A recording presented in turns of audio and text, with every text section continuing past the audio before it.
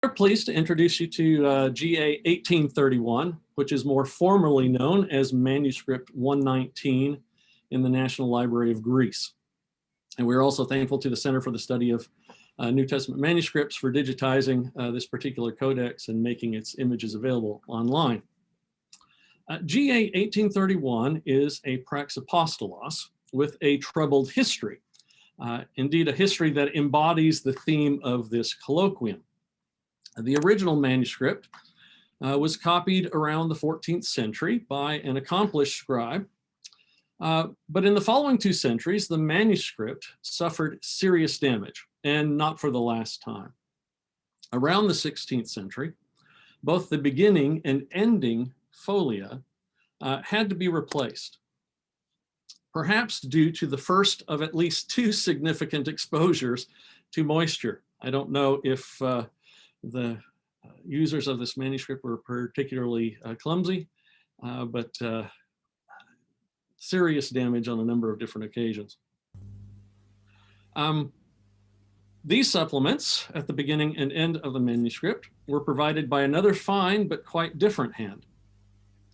And this same scribe also wrote over badly faded text he found in some of the salvageable water-damaged leaves of the original codex. At a later point, another copyist supplied new pages for the missing folia that the scribe responsible for the first supplements overlooked. These efforts to ensure a complete praxapostolos attest to the importance of this manuscript for a particular community of faith. Unfortunately, details about the original recipients of the codex and the community or communities that subsequently made use of it are lacking. Other events in the life of this manuscript necessitated additional care and restoration. There is evidence of multiple scribal interventions, each one offering additional fragments to this already fragmented manuscript. There are a minimum of 6 different hands that provide corrections, textual annotations, and liturgical markings. Some of these interventions are due to the increased degradation of the ink in moisture-damaged areas. Others are due to text lost within the inner margins when the manuscript was rebound. Here, for example, we see 3 different attempts at the end of one line to provide the reader with the obscured text. Likewise, letters were supplied where the paper reinforcement strips covered letters as a result of one of these restoration processes. Although the manuscript was likely rebound at least twice, it is probable that the National Library of Greece acquired this codex in its current format sometime before 1892. In that year, the first public notice of the manuscript appeared in the catalog published by the Sakelions, and although their entry incorrectly dates the manuscript to the 12th century, it does note that the document has 356 folia, which accurately describes the codex's present condition. Although this particular tome offers a number of intriguing case studies about the collection of fragments into a single document, of particular interest to us is the work of one of the last correctors of this manuscript. What immediately draws attention to this person's contribution to GA 1831 is the large number of unique and frequently unusual readings he introduced into the text. Indeed, several readings are so striking as to suggest the corrector was more of an author than a scribe. Such an encounter was quite unexpected. In Dirk Jonken's January presentation for this colloquium, he rightly made the following statement.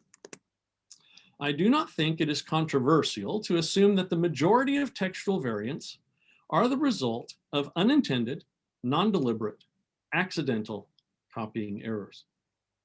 Although that is certainly true when looking at the entire scope of the New Testament's transmission history in Greek, it has often been suggested, although not generally by text critics today, that this observation does not apply to the first 100 years of transmission.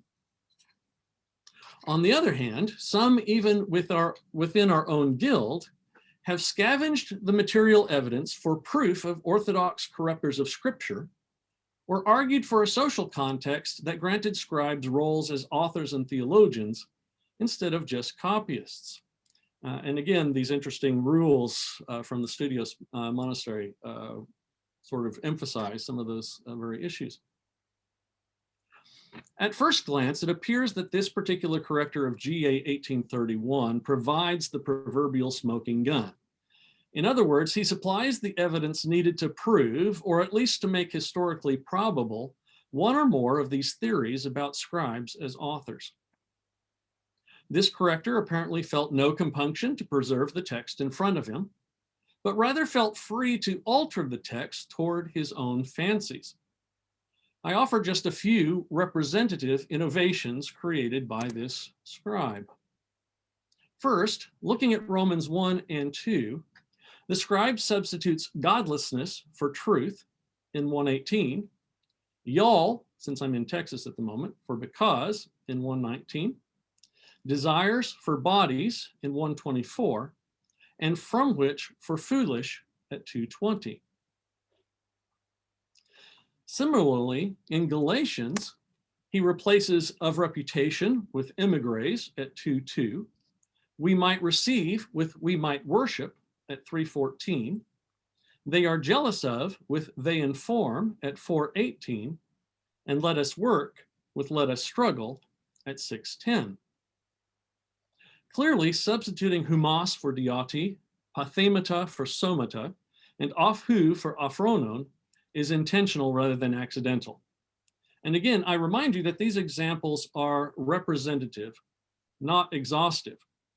I could produce a list of additional innovations ad nauseum. Speaking of nausea, you have probably listened to me long enough, so I will now hand the presentation over to Hannah Garza, one of my undergraduate students.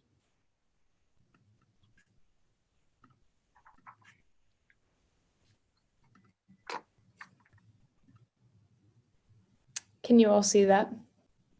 We can. You have shown Professor Niccum how to do it. Wonderful. Okay, well, I will demonstrate, however, that instead this corrector was a faithful copyist. I will do this by presenting the scribe's imitation of the original hand, his appropriate guesswork based on the letters available in the original document, and his commitment to take on a text as damaged as 1831. First, we will examine the scribe's frequent imitation of the original hand. An example of this will be found on 179 recto. As we look at the corrector's work, it becomes clear that he refrains from using his natural handwriting when portions of the original ink are visible. In these instances, he focuses on tracing the remaining ink. Here is an example of this careful tracing. The mu epsilon ligature appears to be sharp and concise, and there are remains of faded ink that shadow the scribe's supplied letters. As we continue to examine the faded ink behind the corrector's letters, we notice that the initial hand had a strong and controlled style. His letters are decisive, and the nature of his hand give us reason to think these sharp letters came quite naturally to him. Note how, although not executed as well as the original hand, the corrector does imitate that hand to the best of his ability when at least some of the original ink is present.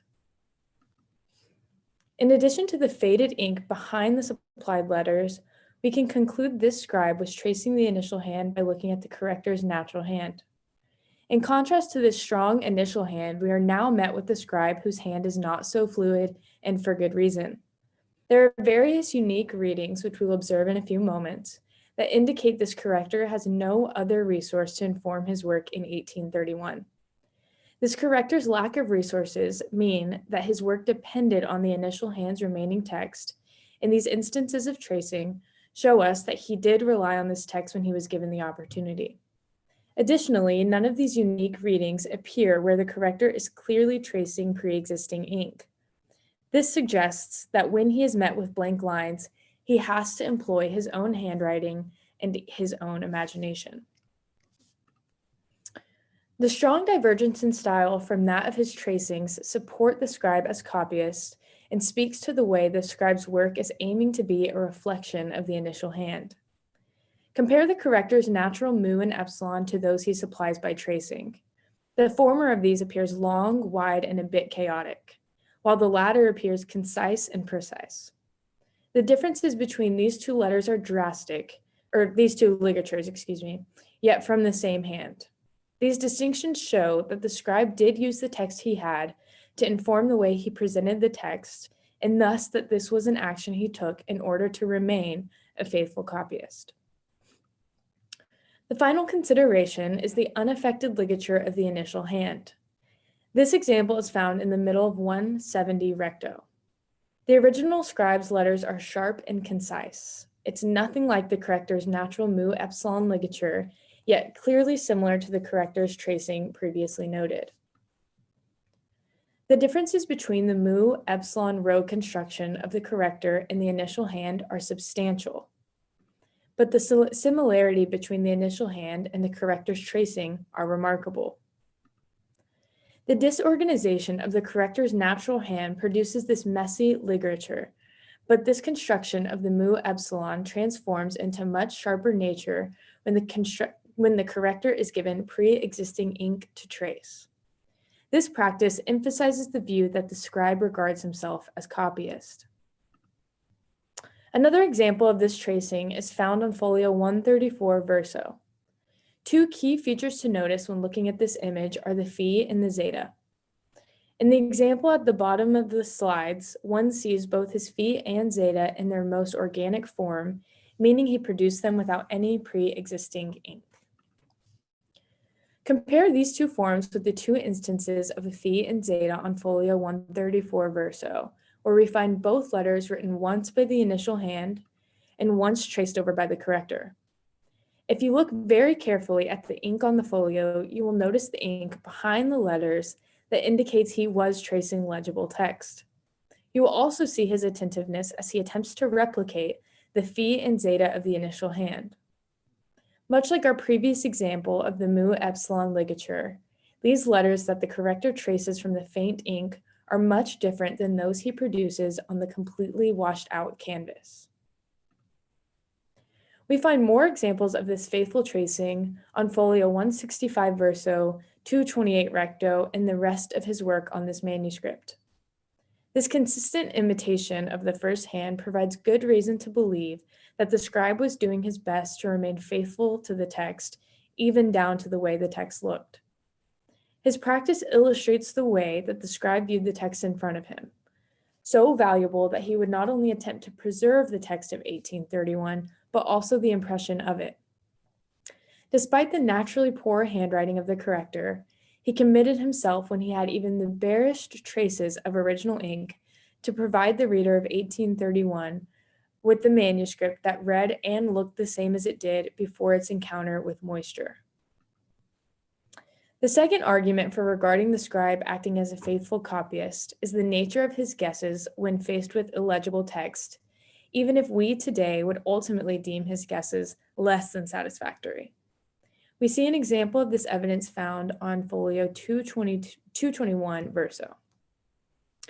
On this page, one sees substantial water damage of both sides of the page, but especially on the top left quadrant. Amidst this water damage, the scribe is left with only tau, omicron, sigma to construct a fitting word. The combination of these letters with the preceding preposition dia limit the word choices available to the scribe. The scribe settles on the hymetos, resulting in the blood of God. This contrasts with the reading delematos, meaning will of God, found in the rest of Greek tradition. To put this into a bit more context, in GA 1831, Paul is an apostle of Jesus Christ through the blood of God as opposed to through the will of God. Now, clearly, this guess is theologically untraditional. Paul, in the addresses of his letters, identifies himself as an apostle of Jesus Christ through the will of God, not through God's blood. On the other hand, the corrector's guess is informed by the final three letters that survived the water damage, the need for a singular noun in the genitive, and his mind. Therefore, haematos is completely in line with what could have stood in the text. Plus, this scribe might be relying on a stock phrase familiar from scripture or the liturgy. Although this looks like an orthodox corruption of scripture, it is instead an orthodox filling of a blank. This representative guess indicates this corrector was not working with additional resources. In other words, he or his community lacked any other copy of the Praxapostolos that he could have used to aid him in his work. If the corrector did have another source to inform his work, one would not expect 10% of his work to consist of unique readings, nor for many of these readings to be so theologically unusual. It is clear that earlier scribes did have access to Praxapostolos, for at the least, the 2 supplements were copied from the extant texts. However, this particular corrector has nothing to consult other than the fading letters of the initial hand and his own imagination. In addition to the examples found in Colossians, Curt's previous slides concerning Galatians and Romans provide other unique readings that suggest the corrector had no other resource other than his mind. The red letters indicate letters of the text that the corrector supplied, while the green letters indicate letters that were partially or fully traced over faded ink. When we look at the letters he supplied, indicated by red text, the letters he traced, indicated by green text, and the undamaged letters, indicated by black text, it is easy to recognize the faults. Additionally, when we visualize what he had and what he supplied, the corrector's work does not seem so irregular. These examples of unique readings make sense based on the visible letters, the grammatical and syntactical constraints, and the religious and literary contexts of the letters. These factors also inform the work he supplies in other instances where he is forced to create a text. In each of these selected readings from Colossians, Galatians, and Romans, there's evidence that informs why a corrector with no available comparison text might end up with these particularly unique readings. For example, in Galatians 4:17, the corrector supplies deleucine in place of zeleucine. As with the previous example, this is an accurate guess when we consider the undamaged letters that remained in the text. Additionally, the context of this unique reading provides more evidence of a faithful guess. The preceding verses recall the loyalty that the Galatians once had to Paul, and Paul asks a rhetorical question to challenge them. This question refers to eyes, and Paul portrays a point in time in which the Galatians would have gouged their own eyes out in order to serve him. By the time the scribe gets to this point in the text, Paul is condemning the Galatians for being overcome by enslavement to principalities once again. The sentence that the scribe is forced to supply a verb for is as follows: they blank you wrongly. This is followed by they want to exclude you so that you might be zealous for them.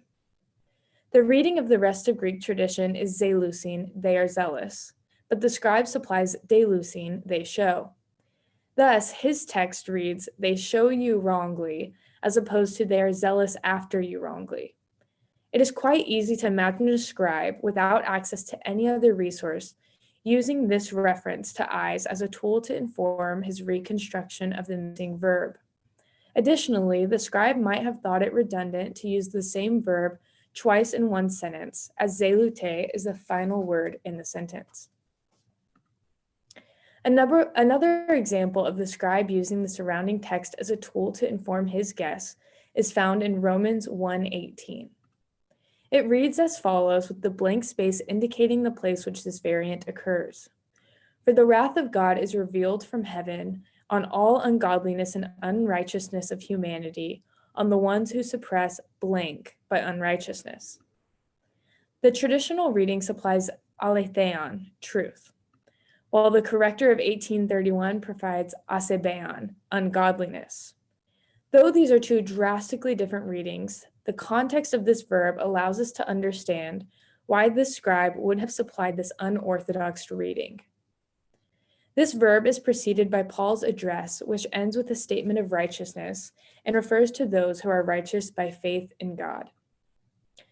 The preceding clause in 1:18 has asebeon kai adikion, ungodliness and unrighteousness. So substituting that same vocabulary when faced with tain, blank, and adikia makes for an understandable guess. For this severely impaired corrector, the simplest solution is the most probable one. These two examples provide further evidence to the argument of the scribe making fitting guesses in the text. He looked at what he did have, thought as critically as he could, and did his best to provide a reading that fit the context of both the letters he was provided and the larger literary context. There are 251 words that the corrector was forced to mend in Colossians. I have included in this number every word the corrector supplied de novo and those in which he traced over or supplied letters. And in these 251 words, he created only 27 textually significant variants. These 27 errors equate to a mere 10% of the work he contributed to Colossians. This percentage that means that 90% of the time, the corrector accomplished the task at hand, even though under very poor conditions. While these 27 textual variants, or 10%, are plenty in terms of the accuracy of the text, we must remember the scribe's predicament. The scribe's work was informed by no other source other than his imagination and the few letters that survived the water damage. Still, though, we can and should stand by the claim that this corrector longed to provide a faithful text. For even when he produced an unhinged sentence, the words he offered are still in line with what could have been there in terms of the limited legible letters. The third and final factor in the defense of this scribe as faithful copyist rather than innovative author is the amount of investment in GA 1831. Because the damage in 1831 was so severe, its repair, because the damage in 1831 was so severe, its repair would require someone who was committed to the task. The complexities that the scribe encounters are many, but these instances of damage and lack of resources are enough to see that the commitment to do this work was just that, a commitment. However, to make this commitment multiple times, each time with more damage and less to work with, speaks to more than just a hard-working scribe. The faithful return back to 1831, despite its severe impairments, speaks to the way this and previous scribes in their communities fostered this text. It speaks to the way they really believed in this codex and they were willing to invest tedious hours and physical strain for its survival. It is clear through the reoccurring commitment, along with the careful attentions to details that we have just mentioned, that 1831 was not just another copy to this community. The scribe's unwillingness to insert his own handwriting over the pre-existing text also proves that the scribe was not committed to work on 1831 for creative purposes. Instead, the faithful tendencies in his work speak to the corrector of 1831 wanting to salvage this avenue to scripture for his faith community. Clearly, he did not wish to alter the text or create variants. For this reason, combined with the corrector's attention to the original hand, commitment to the preservation of 1831, and his suitable guesses, we must give credence to the fact that this scribe made an effort to provide a faithful manuscript. However, these aspects of the corrector's work do not negate the flaws found in 1831 as a final product. The key to understanding the corrector's desire for a faithful text is acknowledging the deplorable state of the text he received. It was messy and incomplete. In addition to the state of the text, the unique reading within it reveal that he did not have any access to any other source. The corrector's resources to supply a faithful text were limited to the initial hand when visible and his own imagination. When there is pre-existing text, he utilizes his resource of the initial hand. When there is but a blank canvas, he is forced to use his only other resource, which is his imagination. These instances, such as the textual variants we observed and the other variants found in Colossians, are places where the corrector was left only with his imagination of what could be there.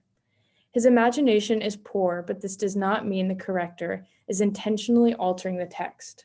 The poor imagination only means he has limited information to inform his work. It is tempting to look at this manuscript and decide that the scribe is definitely not doing his best. He produces many unique readings that appear to mark him as author, and he creates a defective text. Nevertheless, I reiterate my thesis by stating that the insufficiencies of the text itself do not disqualify the narrative of the scribe as a faithful copyist. It is clear by the very look of the manuscript that there are many issues. Yet despite the inaccuracies that plague the corrector's text, the scribe displayed exceptional attention to the surviving portions of the folios, attempted to imitate the previous hand, and pledged himself to the preservation of 1831. This is the heart of the argument.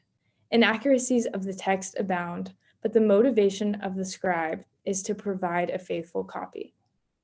As a final attempt to make this clear, I sum up the content of the paper with this. The corrector of 1831 not only wished but aimed to be a coherent copyist. However, he is left with very little to work with. Seeing as there were large portions of the folio left as a blank canvas after the water damage occurred, there were many instances which left him up to his imagination. When he found himself in the situation and was forced to supply text, he made what appeared to us to be seemingly strange decisions. These decisions, though, do not point to the scribe's desire to be an author of a text. Instead, they exemplify the scribe's intention to provide a faithful rendering of the non-existent text. Each decision the corrector makes leads to the result of 1831 becoming a work of his own limited ability, a fragment of his imagination. Super, thank you both very much indeed.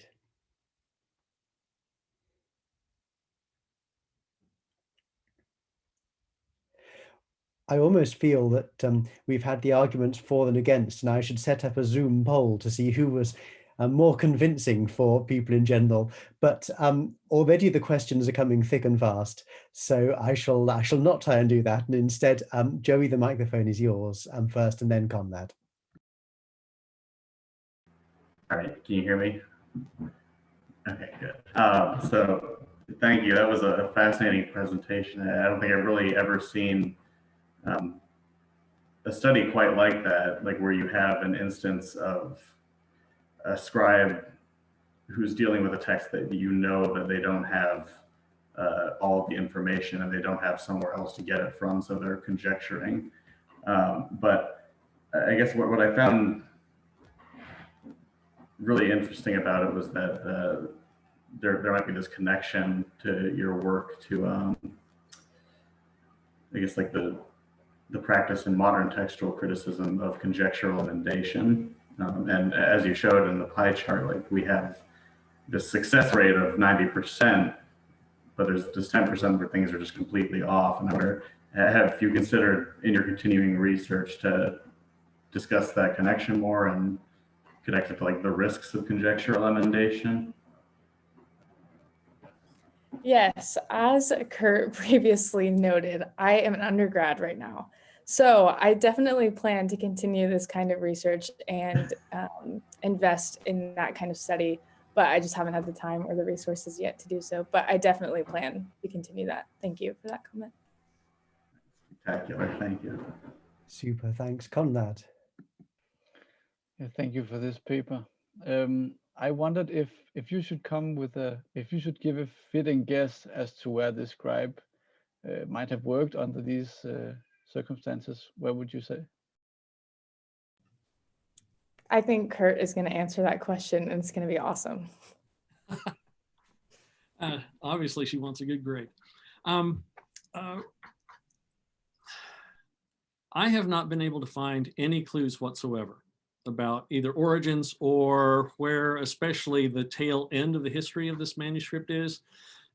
There's, at least in published information, there's very little work on 1831 period. But there does seem to be on the first folio some information that might be helpful, at least for origins of the supplements, except that the modern catalog numbering of the National Library of Greece is written right over the top of it. And I've not had a chance to look at that more closely. Somebody like Georgi might be able to identify some specific characters of some of the different hands. But I have no clue. Certainly it circulated in a community that had other Prax Apostolos manuscripts to benefit from when replacing material, but at the very end, it's in a community that this must be the only one that's available. But other than that, I don't have any other information.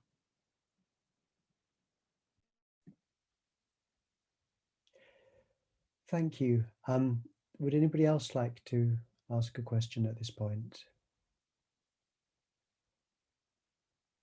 What I found fascinating was the patterns you were looking at as to whether you suggested in Galatians he was trying to avoid repetition, whereas in Romans he seemed to be repeating the same word. I mean, I suppose that just indicates the haphazard nature of what would have been a fairly long task to go through correcting or filling out everything. But I mean, it still makes you wonder that okay, you might expect him to agonis dometa might work in Galatians 6:10 if you take it with what comes before, but not with what follows. And I don't know, he was trying very hard, but at the same time, you must think, well, remarkable if it's a position where he didn't have any other Prax Apostolos to compare it with. But also, couldn't he have thought a little bit harder? Anyhow. Well, that's something that we talked about in great detail, was that although we are defending this scribe and want people to know that he's a copyist and all of these things, and we're going to take that argument, we also talked in great detail about how he wasn't a very intelligent person. We think that he made understandable guesses, but look how hard we had to work to make it fit the content. So we definitely talked a lot about how he probably wasn't the most bright person, didn't have much vocab. But. Okay, thanks. Yes, no, that's a helpful distinction. I see two more questions, then I'll bring the formal proceedings to a finish. So Bruce first. Yes, thank you so much. This was wonderful. Can you give any guidance on how you would cite this in an apparatus that would be usable to other people then? Yes, okay, so we talked about this quite a bit too, and we tried to think creatively because as Curt said in his slides, this is not the first corrector, and so it's not as simple as noting, oh, corrector of 1831. And so we did think, what if we did 1831 C6 for the sixth hand, or 1831, or what if we could do a color coding system or something of that sort? But we didn't land on anything concrete. And so that's something that we're definitely thinking about. And it's an interesting thing to think about because of the history and the complexity of the manuscript and all of the hands that have gone into it. And because they're also drastically different, because some of the previous hands did have other resources, so that they probably are a bit more accurate, unlike our corrector here. But we haven't come up with a solution, but we've definitely thought about that. Let me just add to this. Because the text of this manuscript is actually important for the ECM, it's a member of von Soden's Iota B2 group. I think there's a way that we can represent the original text, both in terms of what's visible and in terms of what's traced. There needs to be some way that we can distinguish when we're positive versus when the evidence isn't that clear. But the tracing actually gives us more of the original text, which is important as a witness in an apparatus. Thank you, that's helpful. And finally, we have Max to ask a question. Yeah, hi, I'm a student of Dr. Amy Anderson's. I'm actually in my car right now. This is where I'm watching it from. I'm not sure if you had mentioned this, but what percent, do you know what percentage similarity this manuscript has to some of the more mainstream manuscripts? So we didn't do that work outside of Colossians. I would well, I shouldn't say that. I didn't do that work outside of Colossians. I did mention the 10% accuracy, and that was only within the scribe's work. So if there was any ounce of tracing on any of the letters, then that was included. But also that what was included was the absolute blank canvas. There was no pre-existing ink, and the corrector just had to supply a text in order to fill it in. So I didn't do that outside of Colossians, but I think that would be a really important thing to do in the future for sure. There's also a thesis at Birmingham that looks at the Iota B2 family by Williams, and there are some errors in there, but he does take a closer look at sort of the textual affinity of the supplements and of the original text, although not necessarily of this particular corrector.